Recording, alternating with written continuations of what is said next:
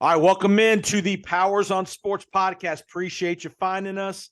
We got one great guest for you this week. Hopefully you heard my Super Bowl thoughts.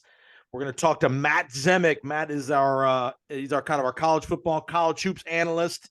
He covers the USC Trojans for USA Today's Trojan Wire. He's the editor of that great website. Does a great job covering all things USC, but he's also a savant when it comes to all things college hoops and college football. So welcome back, Matt Zemek.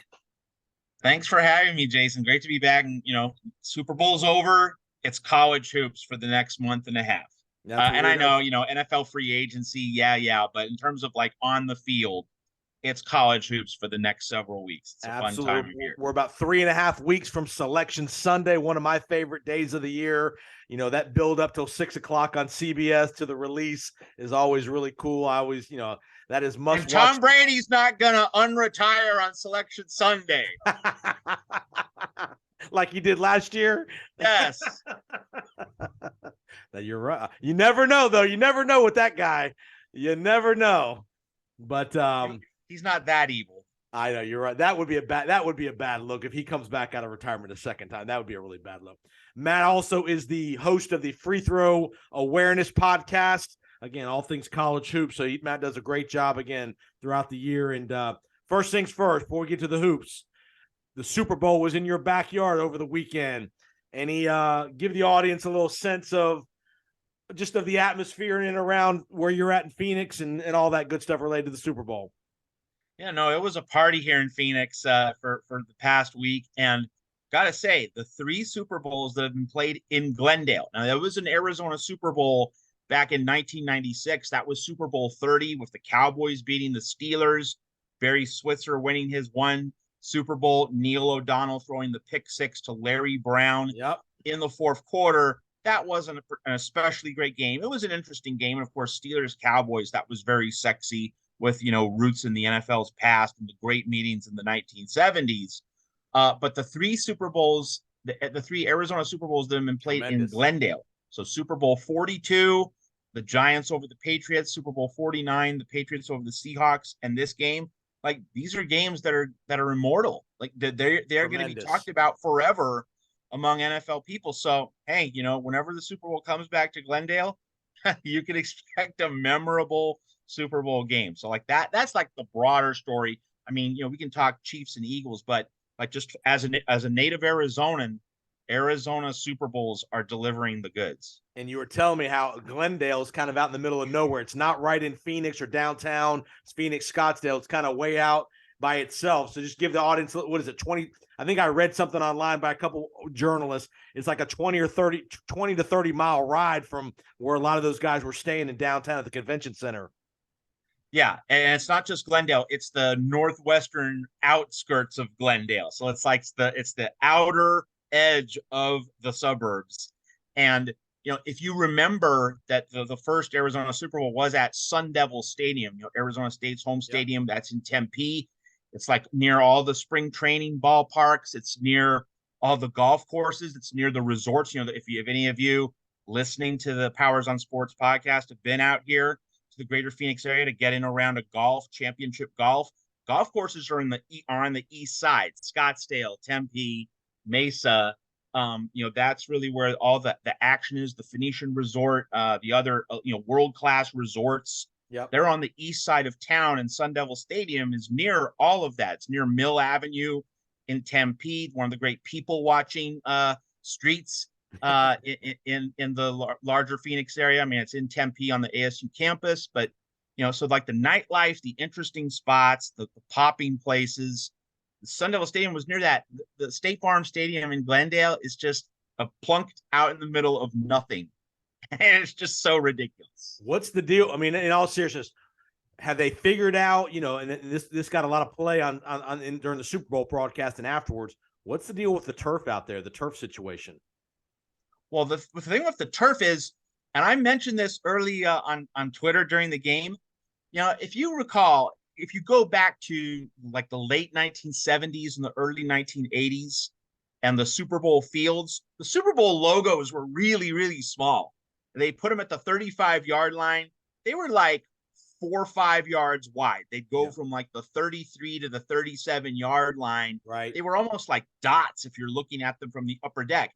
Now the Super Bowl logos are huge. They take up about 15 yards. Right. And so all of that paint, if you're applying another set of chemicals on top of the natural grass, that is going to make the surface a lot more slippery. So like that, and of course those logos, they're between the hash marks, so that is where the play originates. So you're talking about a lot of real estate where plays originate, where players are moving. Now, so it would be interesting to see, just as an experiment, if in the future on natural grass stadiums, if they put the Super Bowl logo, now they made it large, but they put it outside the hash marks, right, would you get nearly as many complaints? Because then it's not at the center of the action.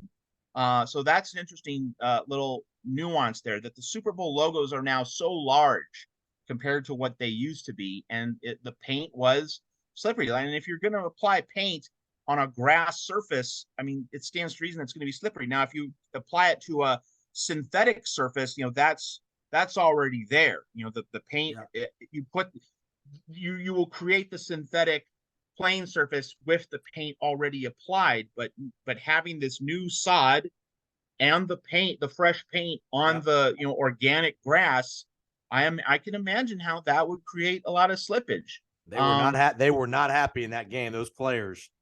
They were not. I think the other thing, though, and this might kind of militate against the painted logo theory, is that if you recall, past BCS national championship games played in that same stadium, like Oregon, Auburn, in January of 2011, other big bowl games, that's been an issue too. And maybe it's just because you have the enclosed, it's kind of like Texas Stadium, that State Farm Stadium, where you have the big overhang over the seats, and you have a cut open hole over the actual playing field. Now, of course, State Farm Stadium has a retractable roof, whereas Texas Stadium, the old Cowboy Stadium, did not. Right. But like maybe that overhang traps in air and it creates a more humid environment. And there's a parallel here. Arthur Ashe Stadium at the U.S. Open, it used to be an open bowl. They put in that huge, they decided to build a dome over a stadium, retrofitting it. Like, they didn't build a dome over Ashe Stadium initially. Right. It was this huge, massive open bowl. Like, it wasn't well constructed. Like, they should have, made the stadium more intimate and put a dome over it. They didn't do it that way. So like 18 years after it gets built in 1997, they put the overhang in 2015, and then they actually put in the retractable roof in 2016. But since they put in that overhang, the air at the U.S. Open at Ashe Stadium, it's been a lot more humid. The conditions have been a lot more humid because you're blocking the wind. You're blocking the wind that has that drying effect. So that might also be what's at work in State Farm Stadium in Glendale. All right, last Phoenix question. Then we'll get to the hoops. Ever been to the 16th hole at the Waste Management?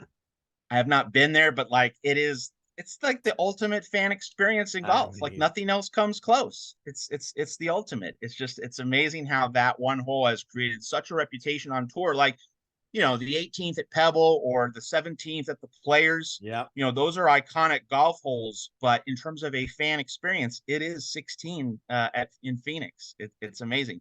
And of course, I'm old enough to remember that the Phoenix Open used to be played at another golf course. It used to be played in the middle of the city at the old Phoenix Country Club. Okay. Like I remember Calvin Peete winning the Phoenix Open in the early 1980s, and that was just in the middle of the city, and you didn't have anything like what you now have at the Phoenix Open at its new location. So like this is not something that existed in the 70s or 80s. This is this is a 21st century thing at the new Phoenix Open. And the reason why it's so cool is because it's so anti-golf. They encourage the rowdiness. They encourage the fans going nuts for the players, where you're at most other golf tournaments, it's, hey, be quiet and all that stuff. Yes. It's encouraged in Phoenix.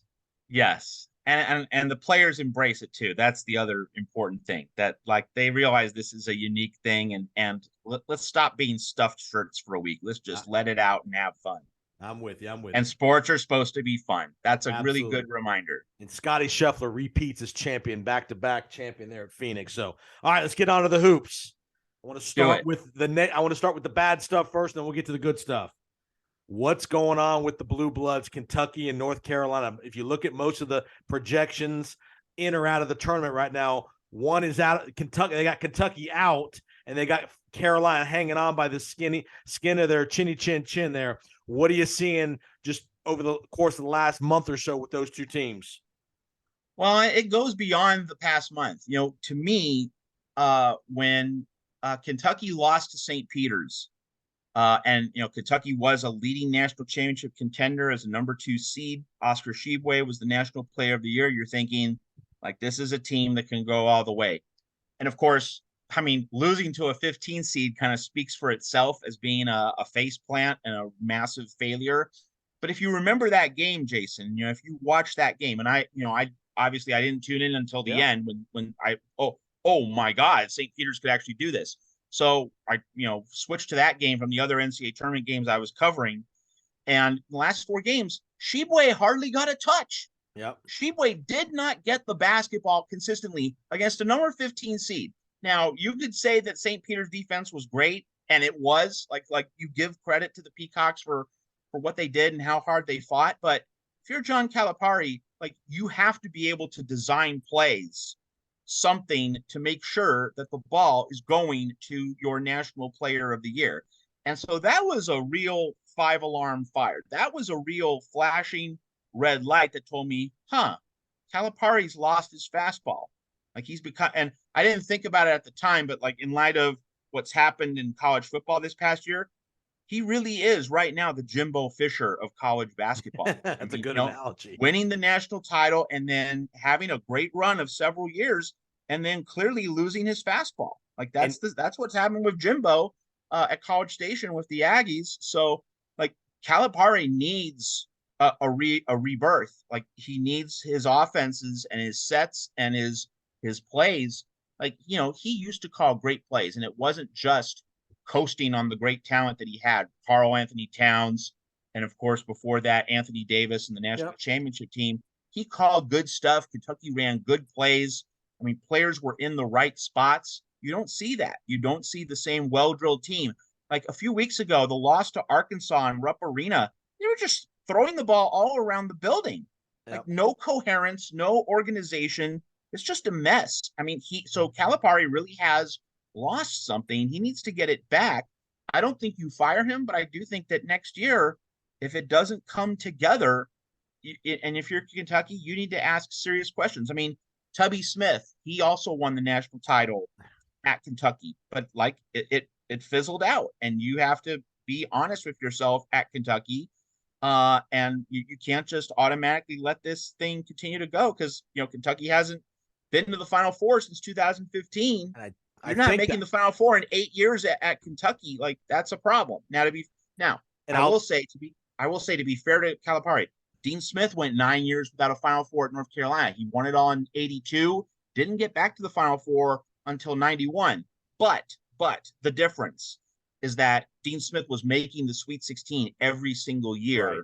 He just couldn't break through in the Sweet 16 or the Elite Eight. So that's kind of different. Kentucky's had some really bad seasons. We remember the 2013 NIT loss to Bobby Moe, Robert Morris, and he's had a few other faceplant seasons. So, like, this has gone off the rails, and Calipari really needs to get it back. And as for, you want to say something about Kentucky? I was going to say about Kentucky. To me, this is kind of the culmination of all the one and done recruiting philosophy. If you miss, they don't have any elite players. Tshiebwe is the only elite player they got, and he wasn't a one and done guy. He was a transfer. He's not done a great job evaluating these freshmen, because they've not had a big time freshman in the last several years that's been an elite player.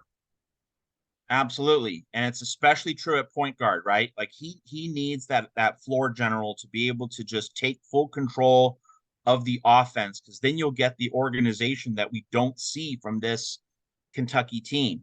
You think of great Kentucky point guards like, De'Aaron Fox, John Wall, and of course, before Calipari, Wayne Turner. And the other great floor generals, Tony Delk, Patinos, right. Players who would and Travis Ford.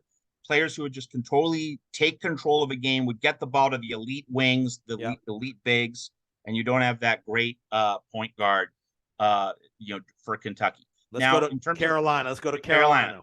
So here's the thing with Carolina. And all return. Remember, folks, most of their guys all came back from the national title team. They all came back. That's right. This was supposed to be 2007 Florida part 2. Right. This is supposed to be Billy D and the boys 16 years later, the same kind of thing, making back-to-back national championship games. Yeah, so the thing that's, there's a parallel here with the USC basketball team that I cover for Trojans Wire, Jason, and that is that, for USC, if Boogie Ellis isn't shooting the ball, team suffers. Like USC has to get at least a decent shooting game from Boogie Ellis to function well on offense. So for North Carolina, the sobering, uncomfortable, inconvenient truth is that if Caleb Love is not hitting threes, if Caleb Love is not on his game, this team doesn't function well. So it runs way too much through one player. It's way too dependent on what one player does. And, that's the shocking thing is where is Leaky Black? Where are the other players, along with to help Baycott in the paint? It's just North Carolina has become surprisingly dependent on Caleb Love tossing everything in. And, when Carolina got on that run, Caleb Love got hot. Baylor couldn't stop him. UCLA couldn't stop him.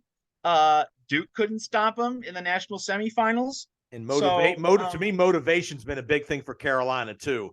They've kind of been lackadaisical in their effort throughout the year. I think they just think, hey, if we can just get into the tournament as a whatever seed, 8 or 9 seed, we can turn it on because we ran the table last year. And that's the thing. I think there was a flip the switch mentality because that is what happened last year, and so that has persisted this year. I will say that Hubert Davis was willing to do the Sports Illustrated cover. In 1981, Sports Illustrated did a classic cover with Dean Smith and his elite North Carolina players, James Worthy, I think Matt Doherty was there, Sam Perkins was there. Right. So Dean Smith in the jacket with the piece of chalk. And so Hubert Davis and the gang that was coming back, they recreated that. Boy, if you're going to recreate that Sports Illustrated photo from the Dean Smith days, you should have a championship mentality that we're going to carry on the Dean Smith legacy. So the fact that North Carolina State's players have not been mentally prepared, that's a real indictment of Hubert Davis, that he wasn't able to lock in that standard from the start. Because with Florida, just to draw the comparison, you had no trouble motivating those players. Billy Donovan did a great job of coaching them in terms of tactically giving them what they needed, but he didn't have to motivate them. The fire that burned inside Joakim Noah and Al Horford, Torian Green, Corey Brewer, Lee Humphrey, they needed zero motivation. They were just all kick butt competitors. They wanted all the smoke. They wanted all the challenges. And it's just a total 180-degree difference with this North Carolina team. Hubert has to try to kick these guys in the pants, and he's not even succeeding. So a lot of this really magnifies what Billy D and the boys did in 2007. And don't be surprised if you see Carolina in one of these play-in games on that Monday or Tuesday after Selection Sunday. Jason, the whole country wants Carolina and Kentucky in Dayton for the first 4. Bring it on. You're right. Bring it on. You are right about that. Yes, that would be epic television for true TV. Everybody would know where true TV is. Exactly. And it also brings up the point that if you're a bubble team, that CBS and Turner want that game. So you better be a few notches better than Carolina and Kentucky if you want to get one of those last at-large bids. Let's go to the other bad situation, then we'll get some of the good stuff. Give the audience a little sense of this New Mexico State situation. Bad situation. There was more hazing allegations. The university has decided to shut the program down for the rest of the year, forfeit the rest of their games. Obviously, there was a situation back in the fall with a murder. Give the audience a little summary of what's going on in New Mexico State. Well, so you've touched on it. There was a shooting. There was hazing. I mean, it's like the ultimate toxic chemical spill, like what that freight train in Ohio with the spill. Chernobyl. This is freaking Chernobyl. It's just a massive disaster and a black chemical cloud. I mean, that's the metaphor.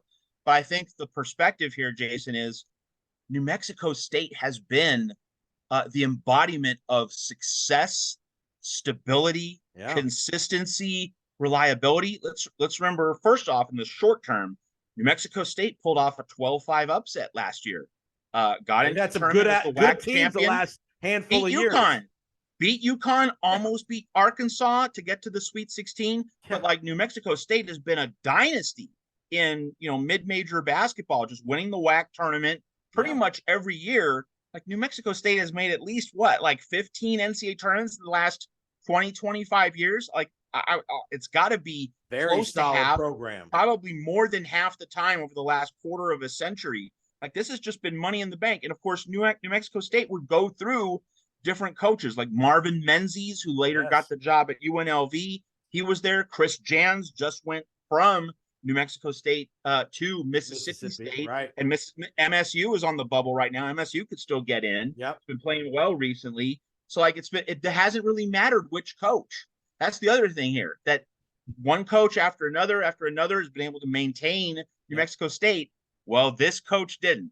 So obviously, like something really went wrong in terms of the culture, in terms of bringing in shady recruits, probably bringing in some guys that were a little questionable character, things like that. And I think what the administration is doing, and just from the outside here, they're preeminently doing this because they know the NCAA will come down with the hammer if they don't. Yes, and also it's going to also set up a full house cleaning of the coaching staff. That coaching staff not only can't come back, but like might get a show. Each of the coaches there, certainly the head coach, is going to get a show cause. Several years without being able to coach. So yeah, I mean, and of course, the decision to permanently suspend the season was a Super Bowl news dump. So right.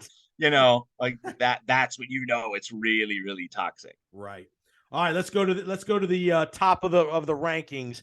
I'm going to give you these four teams. They've kind of been in and around the top five most of the year. Alabama, Purdue, Houston, UCLA, in no particular order. Which of those four teams do you like the most out of the, and if you have another team that you like in there, maybe that top 4 or 5, feel free to add them. But those kind of four have been in and around the top 5 most of the year. Yeah. Well, if you're just looking at those four, I definitely like Alabama the best. Brandon Miller. Oh my God. He has been the difference maker for this team. He has jump out of the building, athleticism and talent, but he's tough. He gets big baskets. Like he's not just a showy athlete, but he rises up in the big moments. Yep. So he's been the take charge player that Alabama needs, because last year there wasn't quite the automatic, assurance of who's getting the ball, who's taking the big shot. That was a problem. You need a lead dog on that team, even though Nate Oates likes to roll a lot of people in and out of the lineup, likes to have a deep bench and kind of use the Rick Pitino, Nolan Richardson style formula of, using depth, distributing the minutes, playing an up-tempo style. When you're on the floor, you're able to give it your all because you know that you're not going to get overextended in terms of minutes. But even on a team where the workload is widely distributed and shared, you do need an alpha dog, and Brandon Miller is that. Now, that having been said, while I do like Alabama the best of those four teams, and Alabama's currently in position to be the number 1 overall seed, the bigger picture, Jason, is that like this is going to be another nutty NCAA tournament, like last year. And I don't think the seeds mean a ton. I mean, the matchups will mean a lot, but just the seeds on their face aren't going to mean a whole lot. Like, if Tennessee's a 2 seed, are you afraid of Tennessee as a 2 seed? If you're the 7 in your region, or if you're the 3 and you play the Vols in the Sweet 16, you look at the clunkers that Tennessee continues to serve up. Like, you're not going to be scared of the Vols. And like Arizona could be a 2 seed. Arizona just got clobbered by Stanford. And Arizona, I mean, Tommy Lloyd's doing a great job there. But like this Arizona team is nowhere near as good as last year's team, which had Ben Matherin and Christian Koloko. This team doesn't have the horses that last year's team did. So like it's like Tommy Lloyd's doing well, but you're not going to be scared of Arizona as a 2 seed. You got the in your bracket. You have the motivation of Houston trying to get to their hometown for the Final Four. Yep. They've got a veteran team that's come back. Good coach in Kelvin Sampson. They do, but let's talk about Houston. Houston lost to Temple at home, and Temple didn't make a field goal in the final 7 minutes and 18 seconds of that game. And Houston's had a few other close calls against UCF. That was a pretty close game. The first game on New Year's Eve, Central Florida led by like 3 or 4 points with 12 minutes left before Houston regained control down. You always worry about Houston won by only 6. You always worry about 6. You always worry about Houston scoring. They're drought. That's right. They're good defensively. A lot like Tennessee. And so, we have Houston playing Memphis twice in the next few weeks. And you'll remember that Memphis kicked Houston's butt twice last year. That's how Penny Hardaway was able to get into the NCAA tournament off the bubble. Memphis is, on the bubble right now, probably in the tournament, but like beating Houston would cement a bid for Memphis. I need to see Houston push back against Memphis. If Houston can kick Memphis to the curb and gain a little bit of revenge for last season, that's going to tell me, all right, Houston's ready. I'm a believer. But if Houston loses to Memphis, if the Tigers have their way, as they did last year, like the game in Houston was close all the way, but the game in Memphis was a blowout. That was one-way traffic. If Houston gets blown out in Memphis, I think the first of the 2 games this season is the one in Houston. They'll play in Memphis in early March. If Houston gets ragdolled in Memphis, I'm going to sell my Houston stock before the Final Four. And let's also talk about Purdue, these other teams that you mentioned. So, like we've seen the past 2 weeks, Zach Edey can't do it all by himself. He needs help from the backcourt, and that is a young backcourt. And when we look at the Big Ten, Jason, like Northwestern could be the number 2 seed in the Big Ten tournament. Good for him. Good for Chris Collins. Good for them. Yeah, they're going to be back in the NCAAs, which is great. That's awesome for Chris Collins and the Wildcats. But yeah, let's make note that if Northwestern is the number 2 seed in the Big Ten tournament, the Big Ten is not strong. The Big Ten is not especially deep. So when Purdue's going to have to play outside the Big Ten in the NCAA tournament with that backcourt, like you get an elite defensive backcourt against those Purdue youngsters, that's going to be a mismatch. And so you can't really express a whole lot of confidence in Purdue. And then let's hit on UCLA, because you also mentioned the Bruins. Jaime Jaquez finally looked like the big dog against Oregon. 25 points, 12 rebounds. That's the guy UCLA was expecting to have the whole way this season. That guy hasn't been there all the way. But if that's the guy UCLA gets in March, Mick Cronin's going to go back to the Final Four. Talk to me real quick, a couple more teams out west that maybe the audience hasn't watched a whole lot. You got Gonzaga, not the star power Gonzaga's had in past, still a very solid team with Timmy, Strouder. Talk about Gonzaga and talk about St. Mary's a little bit. A kind of under the radar team that's a really good team. Yeah, so Gonzaga, you don't have the elite point guard that you had with Jalen Suggs in 2021 or with Andrew Nembhard in 2022. That's why Gonzaga was a number 1 seed. You had the elite floor general to lead everything, kind of like what we talked about with Kentucky. You didn't have that dominant point guard to make everything else work. So that's the missing piece for Gonzaga. And then with St. Mary's, Aiden Mahaney, he's a freshman. He's going to do this 3 more years for Randy Bennett. So like St. Mary's can get an elite big to go with Mahaney in future seasons. This is a program that could become a Final Four threat. I don't see it this year. Like St. Mary's might be a Sweet 16 team this year, but if St. Mary's can get an elite big man in the transfer portal, that St. Mary's could surpass Gonzaga in future seasons, which no one probably expected a few years ago. And you got the bloodbath of the Big 12. You talk about the eat 'em alive conference, and they're the best conference from 1 to 10. I mean, they've got I think 9 teams are projected to be in the tournament. I think I saw West Virginia with like a 5-9 record in the conference, and they're in the tournament. So talk about just the depth of the Big 12, and every night is just a war in that conference. You're looking at least 6 teams that are going to be seeded 5 or higher. In the Big 12. So no other conference in the country is going to be able to match that. And you're going to have at least 4 teams seeded in the top 3. So like the Big 12 is going to have at least one team in each of the four regions seeded third. And Jason, I know that off the air before this show began, you asked me about sleepers. So I'm going to give you a sleeper from the Big 12, and it's Baylor. And you might think, oh, Baylor a sleeper? Well, remember, Baylor wasn't all that great early in the season. Right. Picked up a few losses and is not going to win the league. But Baylor has Jonathan Chachua, the great defender, rebounder, coming back into the lineup. He missed the first 3 months of the season with an injury. So Baylor has just enough time to integrate him into the lineup. Like we're not dealing with the NCAA tournament right now. Yep. Scott Drew gets a month to integrate Chachua back into the lineup. He's going to be physically fresh when we get to the start of the NCAA tournament, and that's why Baylor is a sleeper. And also TCU hasn't been playing the past few weeks with Mike Miles, the elite guard, and Eddie Lampkin in the paint. You get those guys healthy. They're going to be physically fresh for March.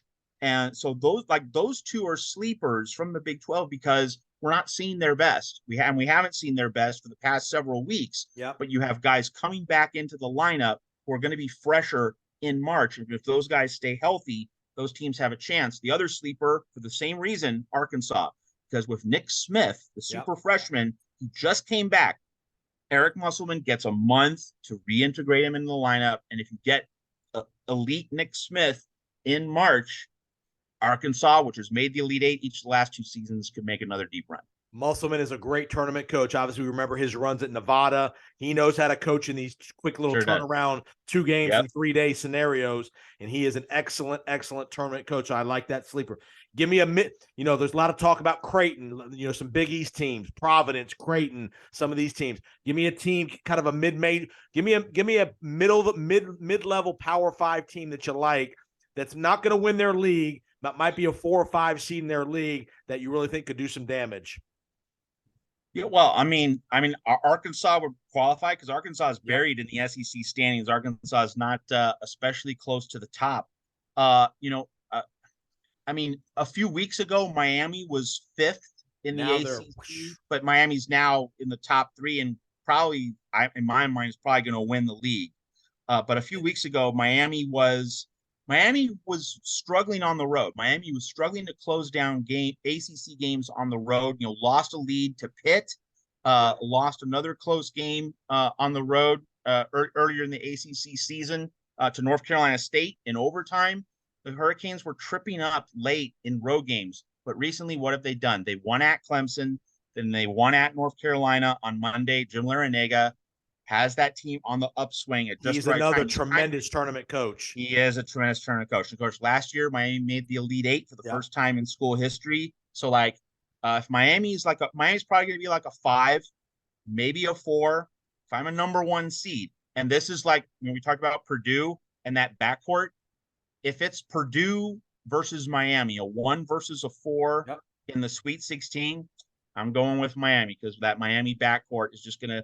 Miami's backcourt's going to prevent the Purdue backcourt from getting the ball to Edey. And I think Indiana's kind of a sleeper, one of these Power 5. They're probably going to be a 4th or 5th seed in the Big Ten.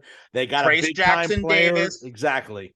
Trace Jackson Davis could be the Danny Manning 1988 of this 2023 NCAA tournament. Give me a non-Power 5 team or 2 that you like. Just a quick thought. A Missouri Valley team, or maybe even a team, a West Coast Conference, maybe even a St. Mary's. Who do you think can win 2 or 3 games in a tournament scenario? San Diego State's been kicking butt in the Mountain West. And, I would think that San Diego State has done enough to get like a 6. Yeah. I have said that seeds probably aren't going to matter too much. But really, if you're San Diego State, you'd rather not play Alabama in the round of 32. If you can get up to a 6 and you're playing like a 3 seed, in the round of 32, I think San Diego State has the defense, the experience. That is a veteran lineup. I think San Diego State could get to the Sweet 16. A team like FAU, who's had a big run this year, they've won 2021 games. They're finally ranked. They're going to probably one saw that coming. They're probably going to be in the tournament without having. They probably don't have to win their conference to get in. They'll be able to get in at large if they lose the CUSA tournament. Yeah, but that'll be a team that'll probably be a dangerous 8 or 9 seed in that first weekend. That'll give somebody all they want. Absolutely. And if they get through the 8-9 game and they play a 1, they will be playing with house money. All right, last thing we'll get you out of. Give me your 4 number 1 seeds with 3 weeks to go to Selection Sunday. I think right now the teams that you talked about are the teams that are in line for number 1 seeds. I think Alabama, Houston, Purdue are pretty solid, and I think really at number 4, the 4th 1 seed, that's where it's an open battle. Anyone could get it. Texas, we haven't mentioned That's Texas. right. The Longhorns are definitely in play because they're going to finish at the top of the Big 12. So probably Texas or Kansas, and then the winner of Arizona and UCLA play in early March. Right. So the winner of that game, or Texas or Kansas, for the 4th and final 1 seed. But Alabama's cementing itself. Houston, if it beats Memphis, would cement itself. So like if Houston loses to Memphis twice, then Houston goes to the 2 line. Right. And then Purdue would have to lose a few more games probably to fall off the 1 line. Well, Matt Zemek, great work, man. We will definitely stay in touch as we get closer to Selection Sunday and obviously March Madness. Tell everybody where they can find your great work online. Yeah, so I'm covering USC's bubble battles. The Trojans are very bubblicious right now. TrojansWire.usatoday.com. The loss to Oregon State just made our lives a lot more complicated. But that's where you can follow coverage of USC basketball through the end of March into early April. And yeah, we're covering that little football program too. That spring football thing that's getting ready to start here in a month or so. It's a football school, but it's basketball season. We'll have plenty of time to discuss the football team in due course. Again, you'll see Matt on some different podcasts around the country. Again, catch my free throw awareness podcast at Patreon. If you enjoy it, throw a few bucks in the tip jar. Not expecting $100 bills, but just want to put a $5 bill in the tip jar. That'd be appreciated for the free throw awareness podcast at Patreon.